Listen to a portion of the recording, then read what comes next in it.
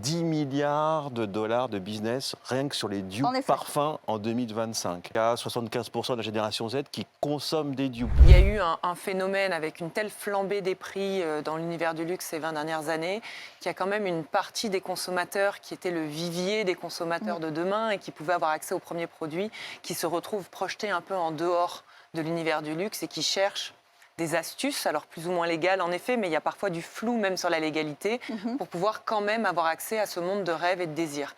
Ce qui est tout à fait nouveau aujourd'hui pour l'industrie du luxe, c'est que d'une part, il y a une organisation des producteurs qui s'en cache de moins en moins, en effet, dans ce flou juridique. Il y a de l'autre côté le consommateur qui trouve ça sympa, vous l'avez très bien dit, les Gen Z, les Gen Alpha en tête, ils se pensent malins à finalement Oui, c'est trouver le exactement duo. ça. C'est l'argument, j'ai trouvé la bonne affaire. La bonne affaire. Et entre les deux, pour rencontrer offre et demande, finalement, eh bien, il y a les plateformes sociales, digitales, qui vont faire une forme de promotion, plus ou moins Tout à directe fait, et plus ou TikTok. moins assumée. On pense à TikTok, on peut penser aussi à Instagram, Ouais. on peut penser à d'autres plateformes chinoises un peu plus verticalisées, Tout à fait. qui vont mettre en scène, finalement, ces produits dupés. Iconic Business, le luxe by BFM Business.